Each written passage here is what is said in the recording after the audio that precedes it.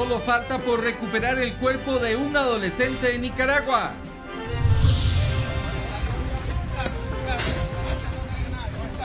Falla eléctrica destruye bus en la ruta Limón. Es que es la primera vez que pasaba en una montaña tan empinada. El chofer narra el terror que vivió con su familia. Tico que viajó a Colombia es el primer caso confirmado de Zika. Uber ofrece 300 puestos y provoca polémica entre gobierno, taxistas y usuarios. Cierra Colegio Santa Cecilia en Heredia a 15 días del curso lectivo. Frenan ley que permitía pensiones de lujo, pero otras millonarias se seguirán pagando. 623,000 colones al día costará juzgar a 10 vigilantes por la muerte del rey de las fugas, Joel Araya. Y en los deportes, el nuevo delantero de la liga asegura que le pega fuerte y bien con los 2 pies y su cabeza. Los árbitros mienten en sus informes para salvar sus decisiones en la cancha. El disciplinario eliminó 6 sanciones a jugadores en 2 años.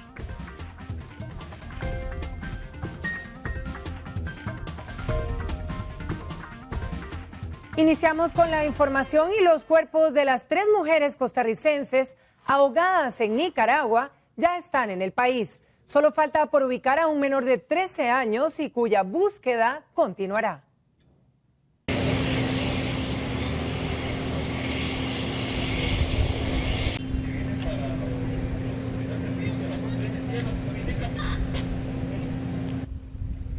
Los cuerpos de Berta Murillo, Beatriz Rodríguez y Olga Marta Portilla llegaron a base 2 a las 3:20 de la tarde de este martes. Desde mediodía, familiares de las 3 víctimas esperaban impacientes el arribo de los féretros.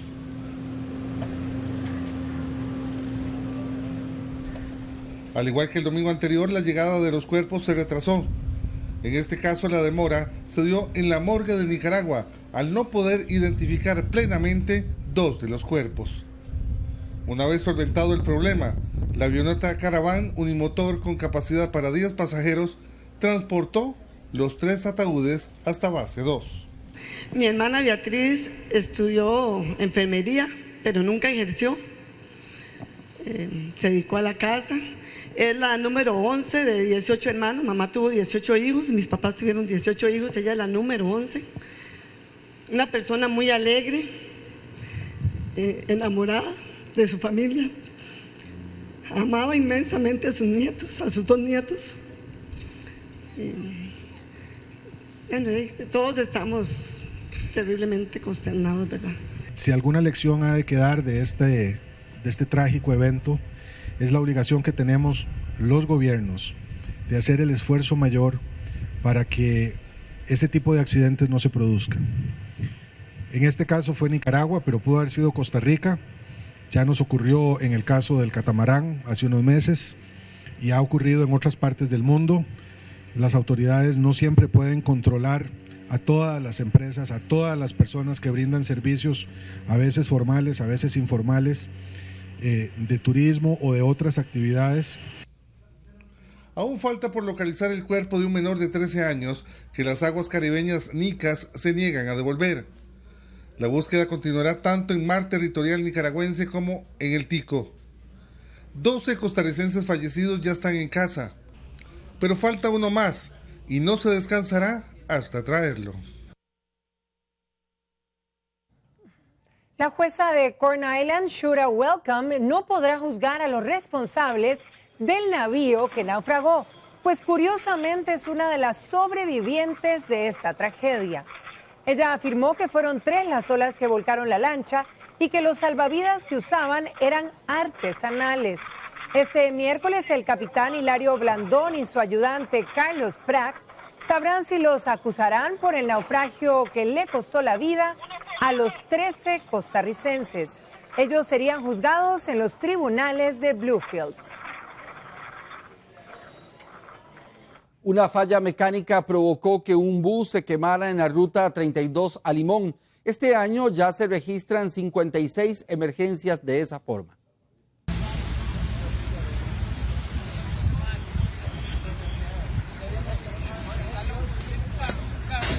El chofer viajaba solo, se dirigía a Guapiles, pero una falla eléctrica interrumpió su viaje y provocó esto.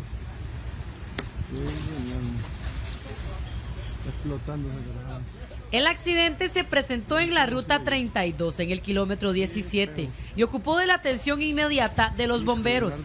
En lo que llevamos del año, ya se registran 56 emergencias de este tipo. Se hace referencia a un daño mecánico, el mismo inicia un incendio en parte del mismo y 2 unidades de bomberos responden y detivadas y controlan rápidamente la emergencia. El bus que se quemó se utilizaba para servicios de transporte especial. Según bomberos, estas emergencias son muy comunes. En 2014 se atendieron en total 642 casos y el año anterior se quemaron 675 vehículos. Tienen problemas eléctricos que generan principios de incendio, otros que se queman en su totalidad y en fin, hay una gran variedad de emergencias que atendemos. En muchos casos obedece a problemas eléctricos, se le hacen instalaciones o reparaciones temporales o por personal no calificado en muchos casos y eso pues genera todos estos problemas que resultan en incendios en los vehículos. Los vehículos livianos y los de carga son los que más emergencias protagonizan. El OIJ busca a 2 que asaltaron el plantel de una constructora en San Carlos. Los sujetos se llevaron 13 millones de colones entre efectivo y materiales. La tranquilidad que caracteriza por las noches al plantel de esta empresa constructora se rompió hace unos días cuando 2 sujetos ingresaron para asaltarlo. Según la versión de las autoridades, los sospechosos golpearon y amordazaron a uno de los guardas y otro no se habría percatado del asalto porque se encontraba en una caseta a 100 metros de donde ocurrió todo. La empresa Sánchez Carvajal se ubica en la comarca de Pital, en San Carlos, y es la que se encarga de construir la carretera en Tapón de Chilamate. El monto de lo robado es de 13 millones de colones entre dinero en efectivo, materiales de construcción y herramienta. A la policía le sorprende la velocidad con la que actuaron los sujetos, ya que duraron solo 1 hora y se llevaron artículos que incluso se encontraban bajo llave. Es decir, todo indica que tenían muy bien estudiado el lugar. Luego de que los sujetos se fueron con lo robado, el guarda amordazado logró soltarse y avisar a la policía. El asalto ocurrió el pasado 5 de enero a las 2 de la madrugada. Desde entonces, los agentes judiciales están tratando de ubicar a los sospechosos. Por esa razón, se le pide a quien identifique a alguno de estos sujetos que pase la información de manera confidencial al 808.645.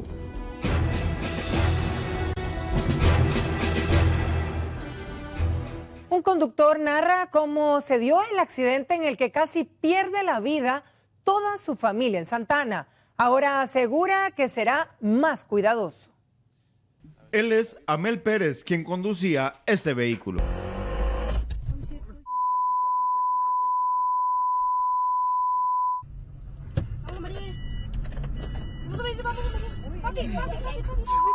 Para su familia es un héroe.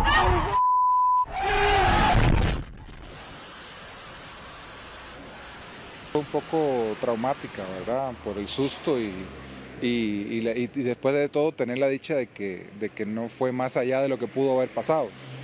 Porque en el accidente no solamente nos volcamos, sino que 2 de mis hijos se salieron del carro cuando el carro se volcó. Y por dicha quedaron arriba de la loma y el carro siguió resbalado con su impulso hacia abajo y no les pasó por encima, que perfectamente hubieran pasado en ese caso por encima de ellos, sin contar la posibilidad de que se hubiera caído un guindo o algo así, ¿verdad? El accidente ocurrió la tarde del 13 de enero. En el vehículo viajaban 7 personas, 4 adultos y 3 menores.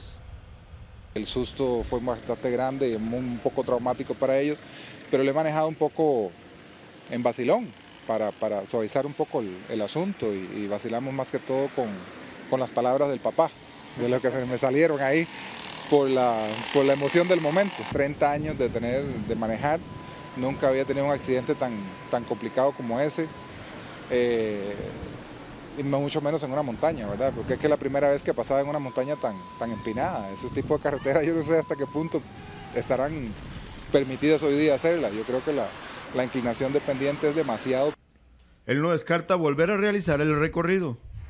Por salud mental, volver a pasar por ahí y zafarse, dejar todo eso en el lugar. Entonces yo pienso que soy de la opinión de que uno tiene que pasar por el mismo lugar donde pasó la situación y desprenderse de todo eso para ya estar tranquilo.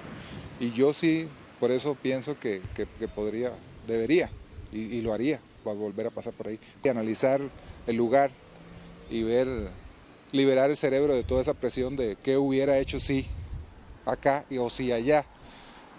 Para quienes deseen visitar el lugar, Pérez les recomienda buscar un tipo de vehículo que no sea como el suyo y tener mucha precaución.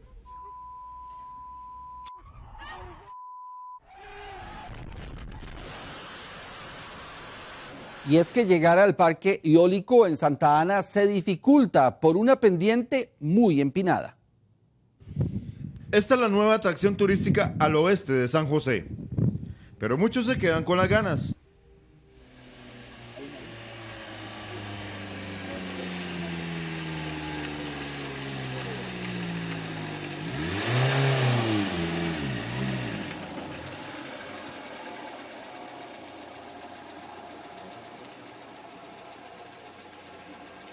Este era el cuarto intento de este conductor por tratar de llegar al parque eólico.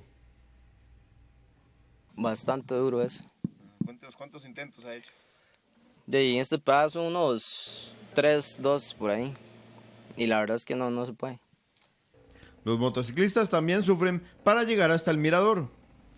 Bueno, sí, la trepada ya es muy inclinada la cuesta y hay unas curvas tan peligrosas que si uno se descuida, ya como lo que pasó con el automóvil.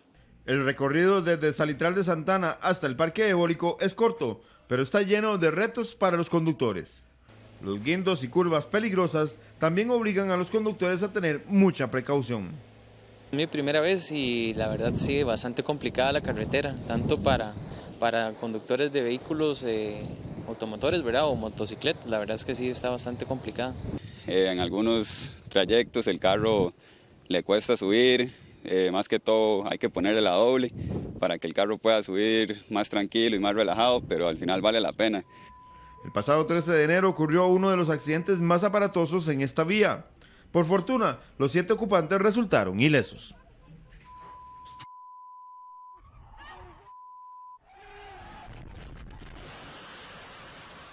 La Cruz Roja y familiares hallaron al joven que se extravió en el volcán Turrialba. El muchacho tenía deshidratación y cansancio. Las patrullas lo ubicaron a solo 3 kilómetros de salir a Guapiles.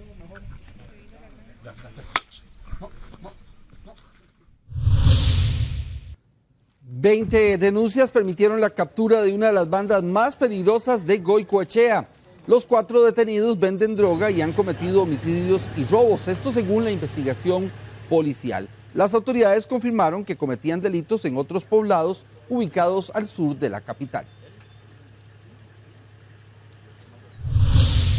Bueno, a raíz de las constantes llamadas anónimas al 1176, en total eran 50 llamadas que se habían reportado a esta agrupación criminal. Se procedió desde hace ya varios meses a la investigación. Hoy, dichosamente, los tenemos ya detenidos. Son 4 sujetos con amplio récord criminal.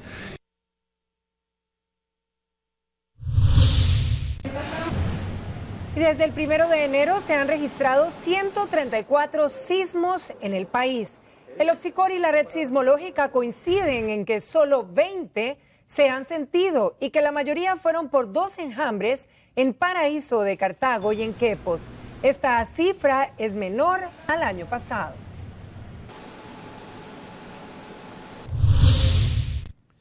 Este miércoles iniciará el proceso legal contra una ex jueza detenida en el 2014 porque supuestamente ayudaba a liberar narcotraficantes. Este juicio está programado para que dure 3 meses en Goicoechea. Y un joven de Desamparados presenta el virus del Zika. Es el primer caso confirmado en nuestro país. Hasta hace algunos meses se trataba de un mal desconocido para muchos. El virus del Zika se encuentra en 20 países y ya el Ministerio de Salud reportó el primer caso importado en Costa Rica. Se trata de un costarricense de 25 años quien contrajo este mal en un viaje que realizó a Colombia. El joven de Desamparado Centro inició con problemas de conjuntivitis y algunos síntomas del virus, por lo que decidió asistir a emergencias del Hospital San Juan de Dios. Se cumplió con el protocolo de visita del domicilio, de fumigado a 100 metros de radio en torno a su vivienda y de visita a todos los vecinos. El primer caso importado no significa que el virus circule en el país. Y es de esperar justamente que pues, el Zika llegara al país. Ya dijimos que teníamos las condiciones del vector, de la presencia del mosquito Aedes aegypti en todo el país, y que en realidad esto era un asunto que podía ocurrir en cualquier momento. El hecho que ya ocurrió un caso importado, como dice el ministro de Salud, no significa que ya tengamos circulación, pero definitivamente esto puede ocurrir, no podemos descartarlo en las siguientes semanas o meses. El virus del Zika se transmite por la picadura del mosquito Aedes. ¿Cómo le podemos dar un golpe a la Aedes aegypti? Es decir, 10 minutos a la semana destruyendo todos los sitios de cría o todos los lugares donde se puede acumular agua, 10 minutos a la semana. Este es el trabajo que ha realizado durante enero el Ministerio de Salud en la eliminación de los criaderos del mosquito. El virus del Zika produce síntomas similares al dengue y al chikungunya. En la actualidad no existe vacuna ni medicamento para prevenirlo. Este último es el síntoma que se torna más fuerte cuando se trata del virus del Zika. Uber anuncia la apertura de 300 empleos y provoca polémica. El gobierno condiciona la inversión ya que el servicio es ilegal y por eso investigará las intenciones de esa empresa. Uber instalará en el país un centro de atención al usuario. Anunció este martes la creación de 300 empleos y una inversión superior a los $3,5 millones. El anuncio sorprendió a las autoridades que de inmediato se pronunciaron. Reiteraron que el servicio que ofrecen es ilegal, condicionaron la inversión y además indicaron que investigarán las intenciones de la empresa. Se nos ha informado que brindará servicios para América Latina y Brasil. Entiendo perfectamente que América Latina y Brasil incluyen Costa Rica. No debe incluir Costa Rica. La operación sigue siendo ilegal en Costa Rica y por lo tanto esa es una consideración que también tenemos muy clara. Este es un centro de atención al cliente para toda Latinoamérica, tengo entendido. Nosotros mantendremos de que no haya ninguna infracción de la parte de la ley. Las instancias correspondientes harán las investigaciones del caso. El anuncio sobre las intenciones de Uber lo hizo Cinde, quien se encarga en el país de atraer inversiones, a quien se le cuestionó de inmediato por apoyar la expansión de una empresa que ofrece servicios ilegales en el país. Realmente son dos cosas totalmente aparte. Cinde evidentemente va a estar en el respeto completo, digamos, de la parte que corresponde a la legalidad y que es un tema más de gobierno. Este no es la operación a la cual hemos proveído información, y además hemos proveído información a una parte de una corporación que está buscando dónde poner ese centro de servicios de contacto para atender a sus miles de clientes en toda una región. En Uber defienden sus operaciones en Costa Rica.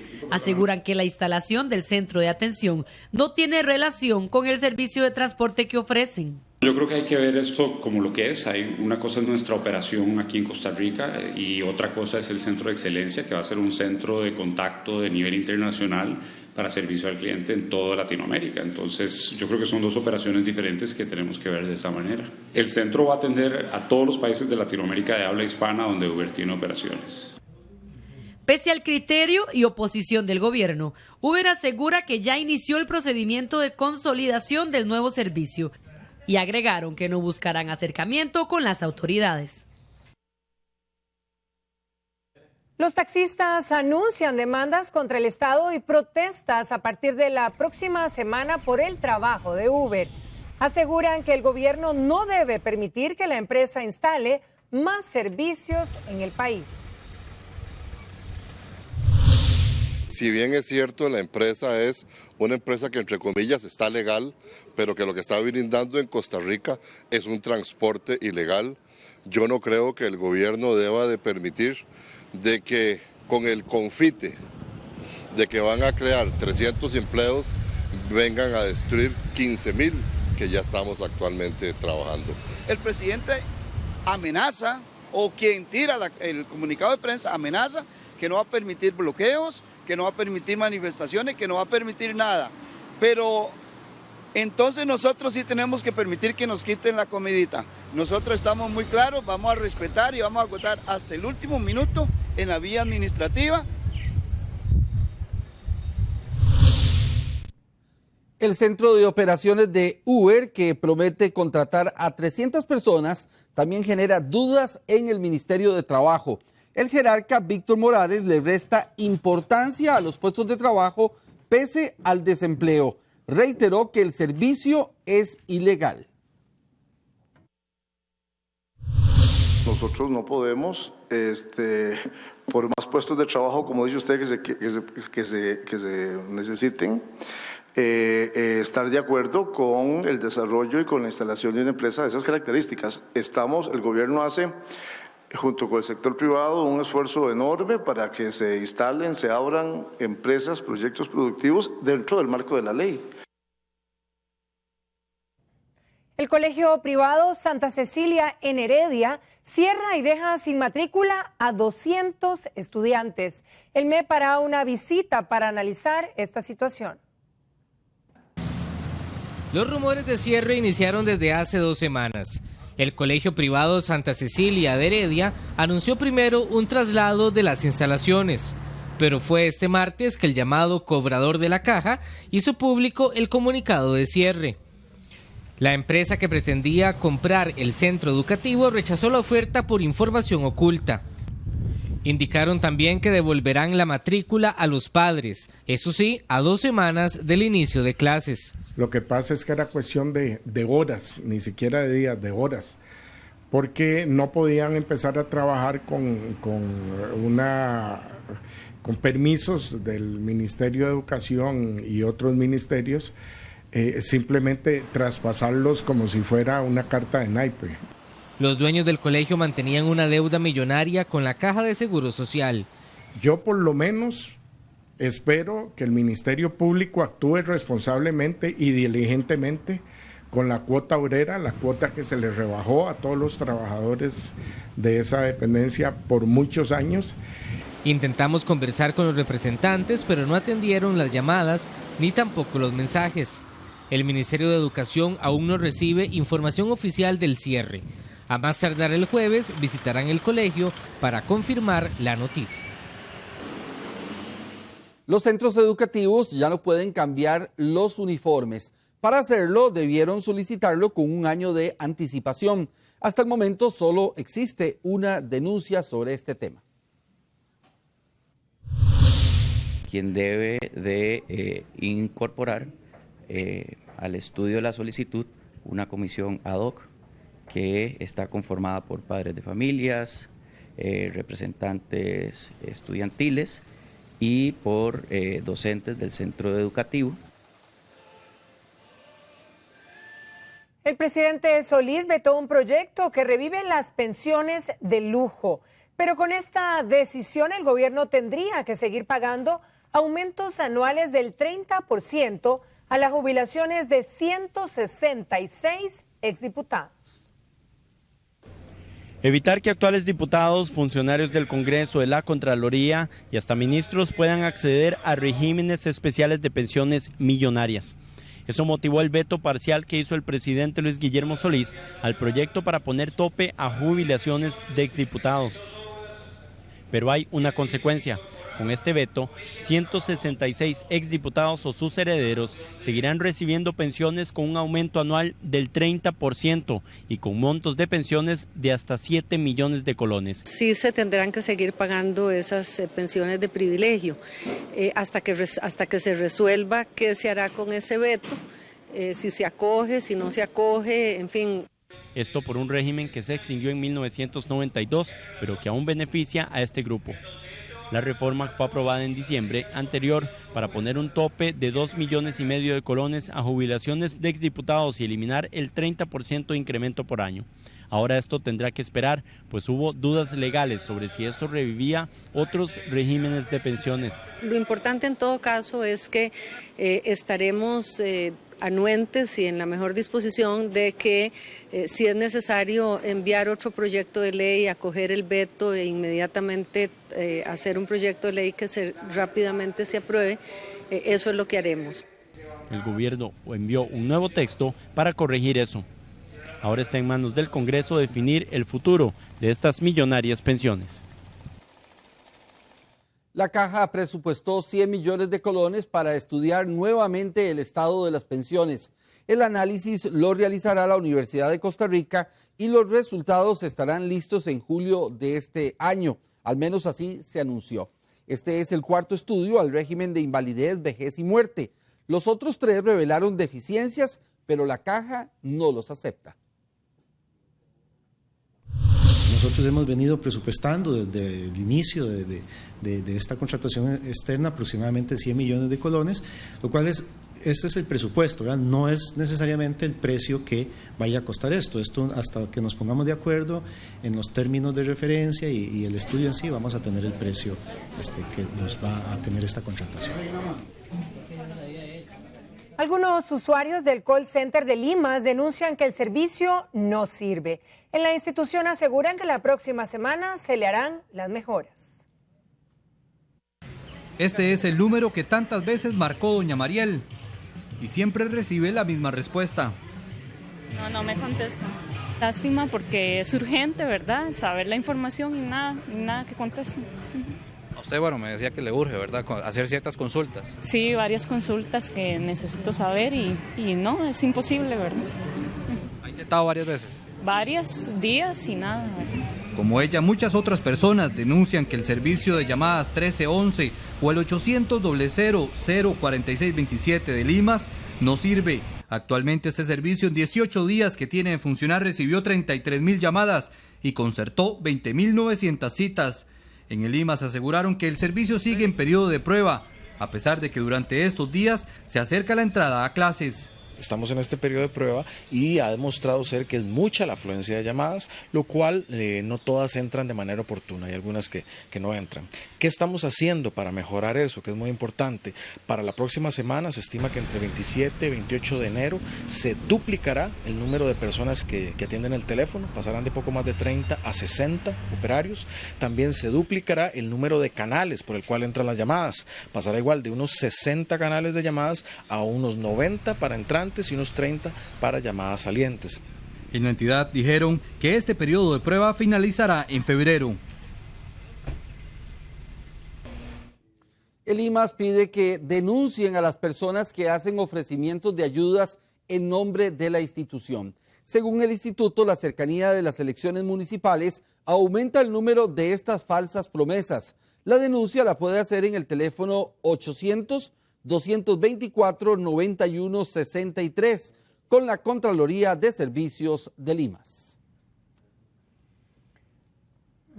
10 vigilantes deberán ir a un juicio por la muerte del rey de las fugas, Joel Araya. Cada día de juicio costaría 623,000 colones.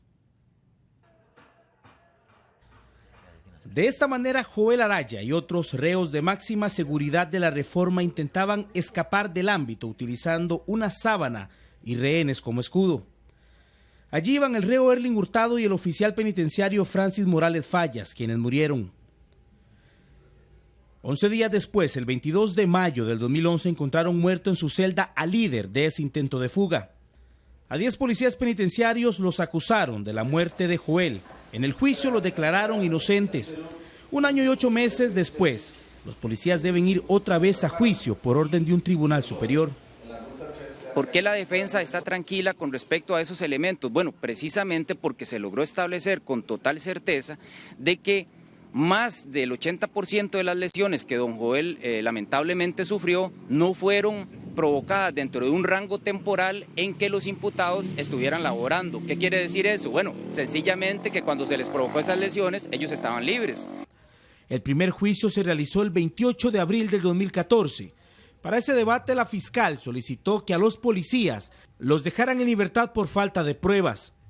Pese a eso, el jefe de la Fiscalía de Alajuela fue quien apeló la sentencia. El que el Ministerio Público en juicio pida la absolutoria a favor del imputado no es vinculante para el tribunal de juicio. El tribunal puede apartarse de ese criterio y condenar. Entonces, perfectamente puede ser que hayan habido elementos de prueba que se dejaron de ver y que el Tribunal de Apelaciones los vio. Si de costos hablamos para el Estado, se tomaría en cuenta que el salario promedio de un juez es de 3.780.000 colones, de un fiscal 3.200.000 colones, de un defensor público 3 millones, de un auxiliar de juicio 550.000 y la seguridad 600.000 colones. Eso equivale a que un día de juicio solo en salario se pagaría 378.000 colones de los jueces, 106.667 colones del fiscal, 100.000 colones del único defensor público del juicio, 18.333 del auxiliar y de seguridad 20.000 colones, en total 623.000 colones. Si el juicio durara un mes, el Estado gastaría 18.690.000 colones. Es una obligación también del tribunal ante una nulidad evidente pues dictarla y pues hacer o no hacerlo conllevaría pues precisamente pues una violación al debido proceso y al derecho de defensa. Esto por supuesto que no es lo que es deseable, pero es muy normal también dentro de un Estado social de derecho. El nuevo fiscal adjunto de Alajuela confirmó que allí no ha llegado la notificación del tribunal, mientras que al fiscal Edwin Retana, quien presentó el recurso, lo trasladaron como jefe a Punta Arenas. Según la acusación, a Joel Araya lo torturaron y lo mataron a golpes con un tubo. Bien, hoy es noche de chances, así que vamos a conocer cuáles son los números favorables.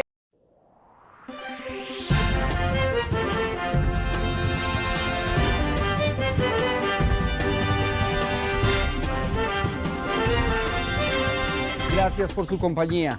Se ocupan 2 años para definir cuáles tramos de la Ruta 27 a Caldera deben ampliarse. Para ampliar un tramo de esta ruta debe primero confirmarse que registra una saturación del 70%. Este es el primer paso que ya dio concesiones. Se espera que para marzo estén los resultados del primer estudio de tránsito que indiquen cuáles tramos de la carretera hay mayor congestión y ocupan ampliarse.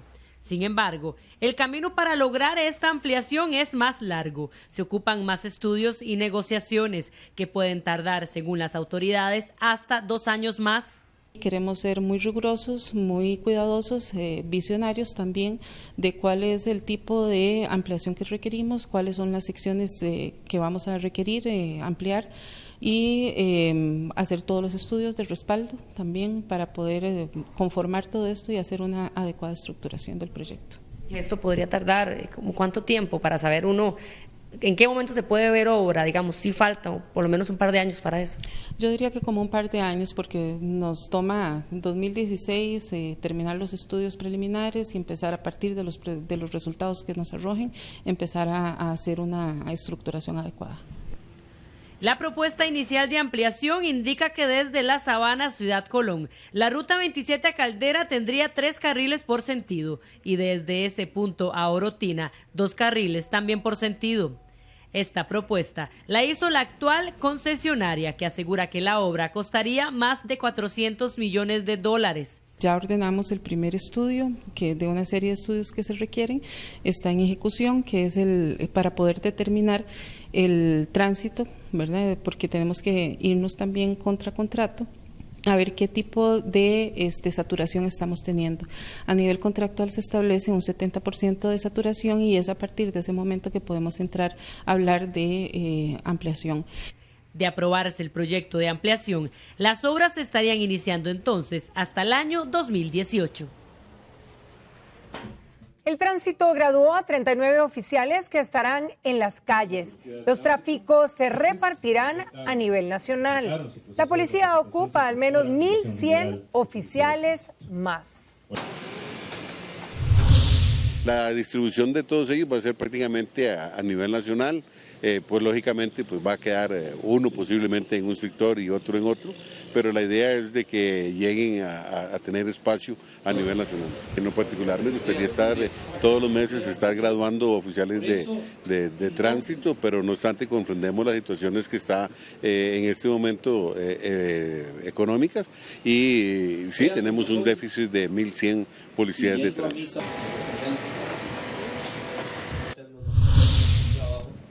Y esta graduación de oficiales de tránsito fue precisamente la última actividad oficial en la que participó el ministro del MOP, Carlos Segnini, quien este domingo deja el cargo. Segnini aprovechó para despedirse y de nuevo evitó contestar a la prensa. El ministro aseguró semanas atrás que renunció por desgaste en sus relaciones con grupos de expertos y medios de comunicación. Sobre eso no me van a referir, si me van a preguntar sobre eso, contesto, si es sobre mi salida. ¿Cómo deja el ministerio? Ya dije lo que tenía que decir. ¿Cómo deja el ministerio? Ya di yo mis informes, ya dije lo que tenía que decir. Estos últimos días. Tranquilos, tranquilos. De saber que se va y deja un ministerio entre algunas cosas. cosas. Normales en una transición. Y ¿Siente que cambió el ministerio con usted? Tratamos de hacer cosas y ya he dicho yo mi informe. ¿Pero qué deja pendiente? No, de queda mucho. El ministerio Las autoridades fitosanitarias, junto con Fuerza Pública, decomisaron 760 mallas de cebolla fresca. El decomiso equivale a 16.000 kilos que ingresaron por la frontera sur. Las cebollas no contaban con los permisos correspondientes e intentaron burlar los controles. 400.000 personas en el país tienen al menos un tatuaje. Así lo revela una encuesta para la Universidad de Costa Rica. Según el estudio, un 20% de las jóvenes entre 18 y 29 años tiene alguna imagen en su piel. La gente cree que el principal motivo que tienen las personas para tatuarse es llamar la atención. Sin embargo, del estudio se obtuvo que el principal motivo para que las personas se tatúen es por gusto.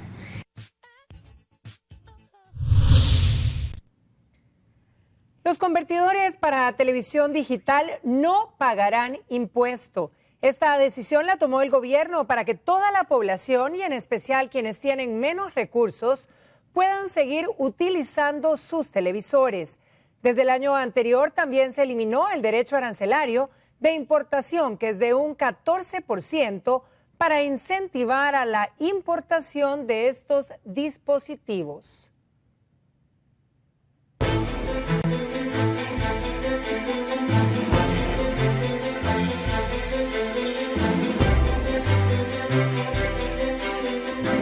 Para las elecciones municipales de este 7 de febrero habrá una gran movilización de personal para garantizar la transparencia del proceso. 11.260 auxiliares electorales, 910 delegados, 30.891 miembros de mesa, 6.378 fiscales ante las juntas receptoras de votos y 6 fiscales ante el Tribunal Supremo de Elecciones. La participación de cada una de estas personas representa el carácter democrático de nuestro país, que debemos destacar también ejerciendo nuestro voto.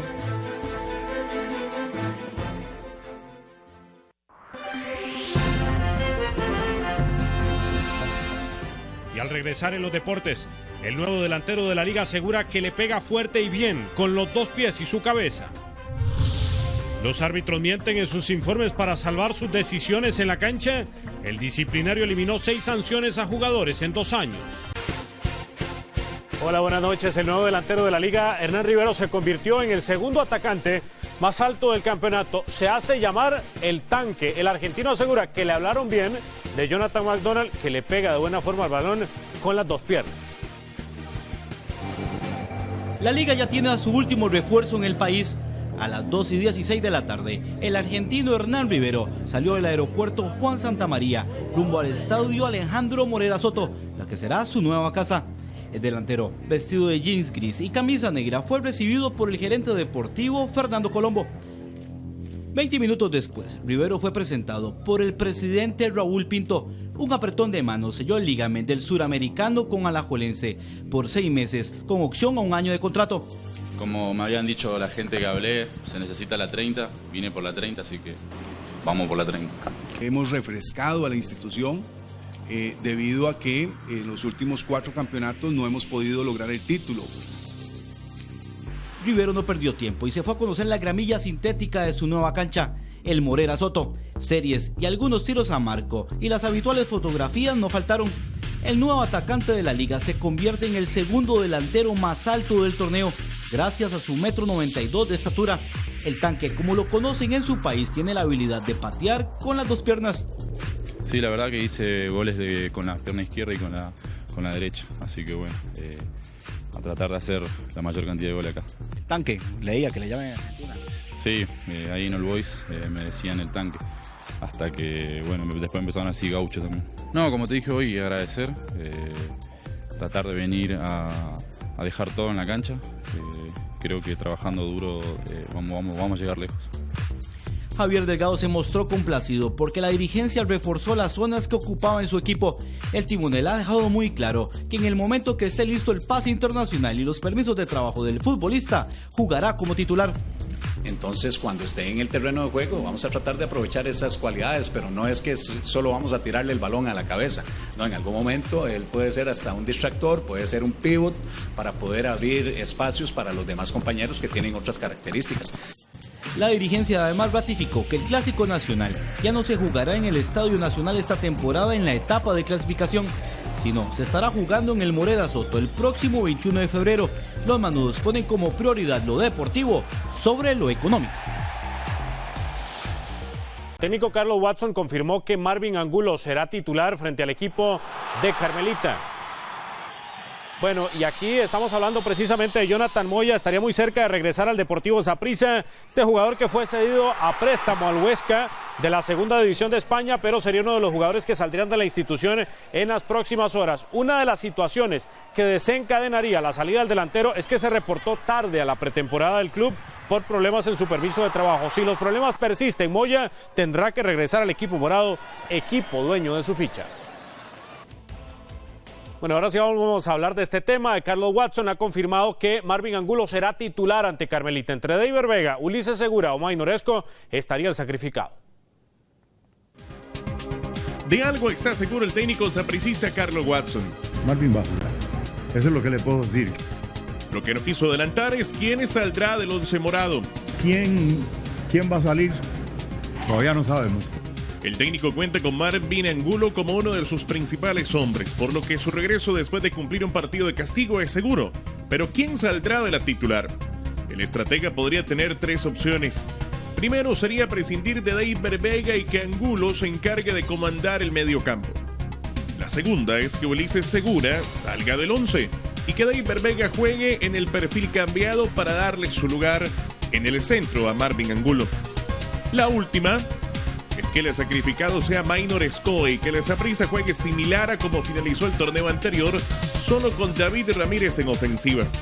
Porque uno le decía a Marvin, hoy lo quiero al primer palo y lo hacía, ¿verdad? Marvin, busque la cabeza de tal y lo hacía.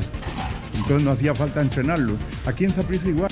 Quien todavía no está en condiciones para jugar es Diego Calvo, ya que el cuerpo técnico lo tiene recuperando su mejor forma física.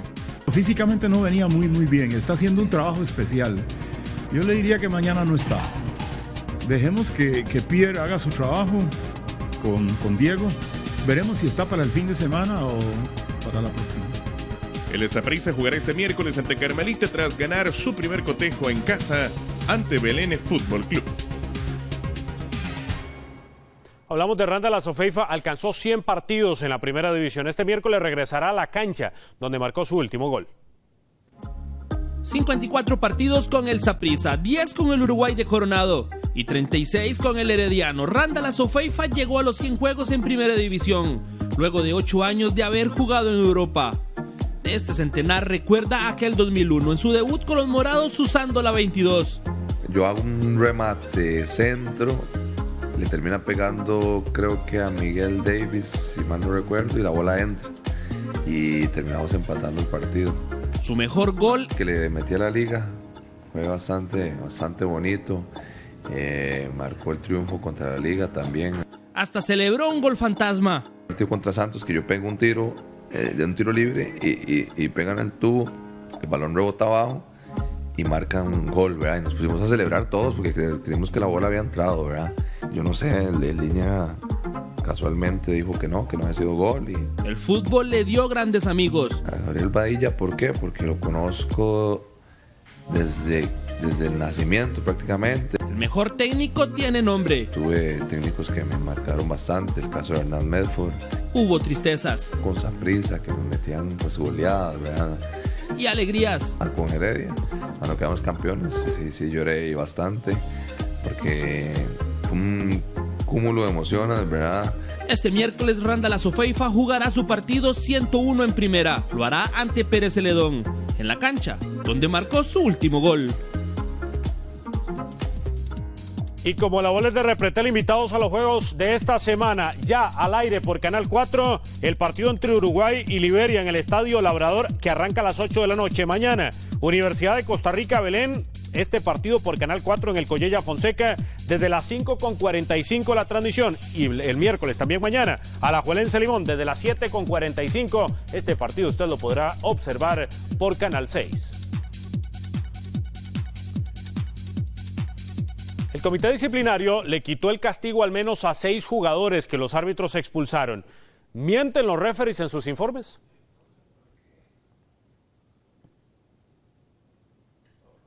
Bueno, ya vamos a observar esta información precisamente sobre el referato y después de los últimos incidentes que se han presentado en la primera división con algunas expulsiones que se han generado a futbolistas que posteriormente el comité disciplinario las trae abajo en cuanto al castigo a estos hombres. Las últimas situaciones polémicas, el arbitraje de Walter Quesada precisamente en el encuentro entre Herediano del pasado fin de semana. Vamos a observar la información. Lo primero de lo primero, lo que el árbitro ve en la cancha. Yo pienso que tal vez la posición del árbitro en ese momento no lo dejó mirar. Después vendrá el informe que deberá concordar con lo que el árbitro vio. Inclusive hay una directriz dada y creo que eso no ha cambiado, que los árbitros no pueden y no deben tener sus celulares o cualquier otro medio de comunicación ajeno a ellos dentro del camerino. Nos decía don Juan Soto París, usted puede hacer un muy buen juego, pero si se equivoca en el informe arbitral lo vamos a castigar. Pero el árbitro transcribe al informe arbitral simple y llanamente lo que él percibió en el terreno de juego. Diferenciar entre apreciación y mentira, el gran dilema. Henry Bejarano reporta una agresión del jugador belemita Roberto Rojas contra su rival Alexander Robinson del Saprissa. Tras la revisión del video, lo descrito en el informe no concuerda con el video. A Rojas finalmente no lo sancionaron. Allen Quiró reporta agresión de Jeffrey Montoya. Inicialmente el castigo fue de 6 meses. Tras observar el video disciplinario rectifica. Eliminan todo castigo. Benjamín Pineda reporta agresión de Alvin Bennett contra su contrario. Agrega empujón hacia él de Alexander Espinosa. A ambos los exonera el disciplinario. Los árbitros no mienten. Que se equivocan a la hora de hacer el informe arbitral es otra cosa. Aquí si hay algo honesto es el arbitraje. ¿Nos podemos equivocar?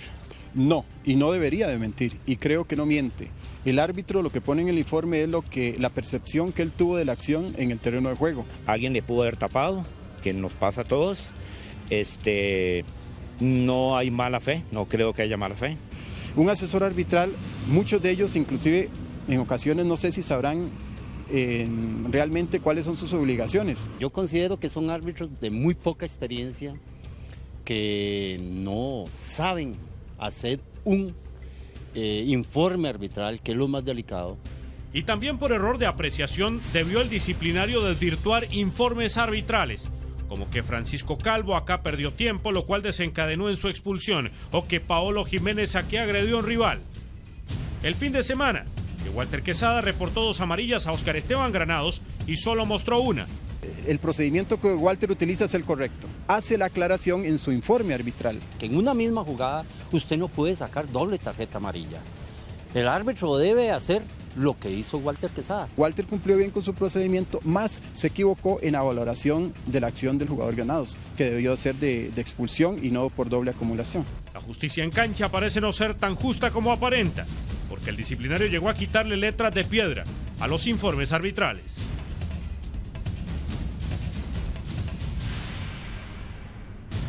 Toda la información deportiva, que la pasen muy buenas noches.